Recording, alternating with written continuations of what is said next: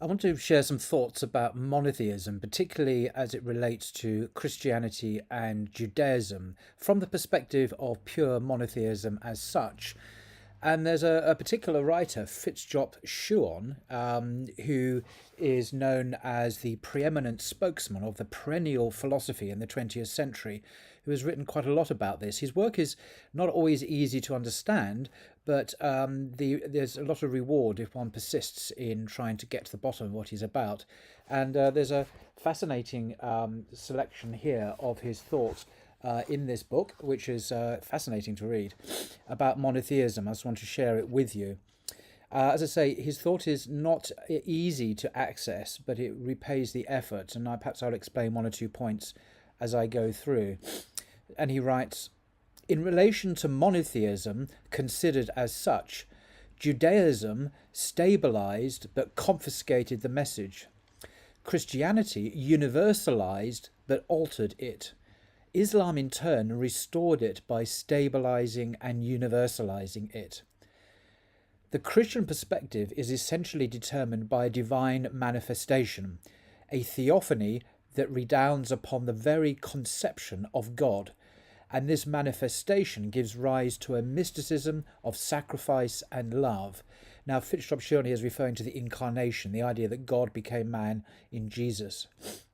This anthropotheism, so to speak, together with the Trinitarianism resulting from it, is certainly one spiritual possibility among others, but it is not monotheism in itself.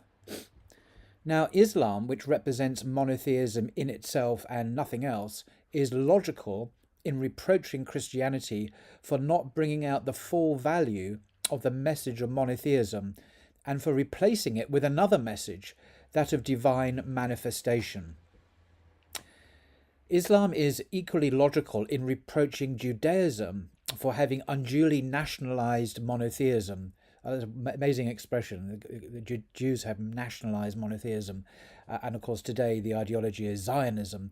And for having monopolized prophecy, for wanting God to belong to the Jews alone, and for passionately opposing any prophecy outside Israel, even in the Abrahamic line, as in the case of Islam, because of course they reject Muhammad.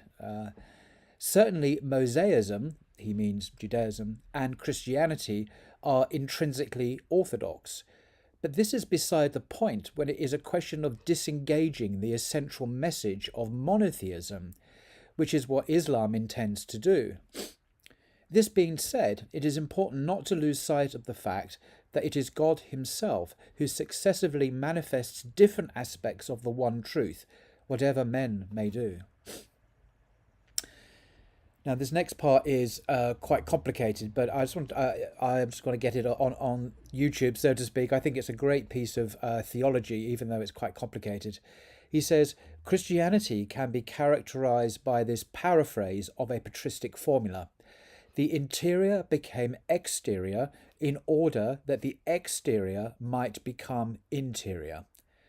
The one God of monotheism as such, the God of Abraham, is in practice replaced by the interior God, who exteriorizes himself out of love while exteriorizing himself already in divinis, whence the Trinity. And the divine law concerning the exterior is abandoned and replaced by the law of inwardness, namely the sacraments and evangelical counsels. Now, the evangelical counsels are poverty, chastity, and obedience. And these are the vows taken by monks and nuns in monasteries, of course, and convents. So its intoxication with inwardness, hence the non-exteriority. The newborn church abandoned the advantages of the prudent and sagacious Mosaic law, along with its Pharisaic exaggerations, depriving itself thereby of many a factor of health and equilibrium. The premises of this attitude are to be met with already in the Gospel, where it is said that the disciples, in the name of the primacy of inward purity, did not wash their hands before meals, and other characteristics of this kind. So Frithjof Schuon here is reproaching Christianity, basically of abandoning the divine law, the Sharia, or the Halakha, the Jewish law, in favor of an intense inwardness, a focus on interiority, of purity.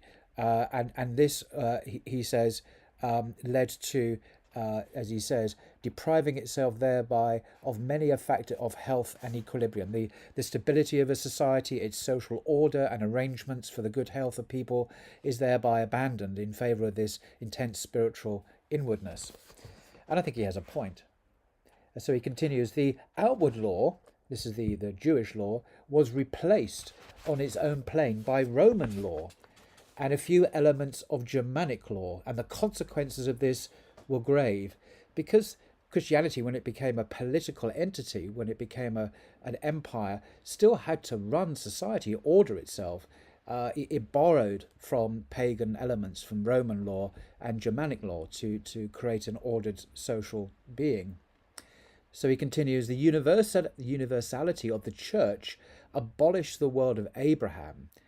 The universality of Islam, on the contrary, spreads it everywhere. So Christianity basically gave up on monotheism, but the universality of Islam spread the Abrahamic faith everywhere.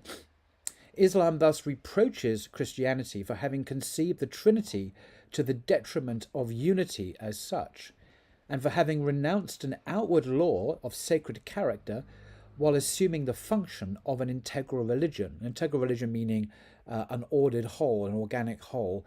It still functioned in a society, but it basically gave up the unity of the divine.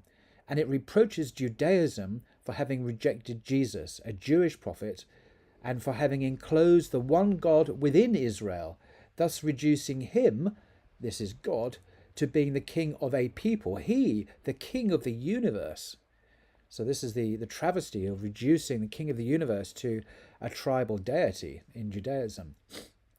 The fact that these judgments are clothed with an imagery, sensibility and logic that are more or less Bedouin takes nothing away from their profound significance.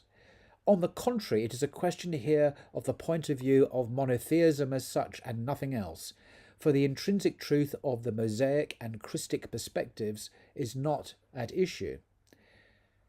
The monotheistic idea is that God is one, and that being one, he is universal. He is not threefold in his absoluteness, and he does not belong to any single people. It is according to this perspective alone that Islam judges the other religions. And of course we see this in the Quran, endlessly reproaching Christians and Jews for distorting in various ways the revelation that they had received. And he concludes, all of this is in accordance with the egocentric logic, if one may so express it, of every religious crystallization. Wow, so there's a very densely packed passage full of, I think, profound insights into the Abrahamic faith from the perspective of monotheism as such, how Judaism claimed it for itself and denied the universality of God, becoming a tribal God, and Christianity basically subverting it and creating a threefoldness in God and abandoning the divine law, which brings unity and order to an organic society founded on the divine will. There we go. Until next time.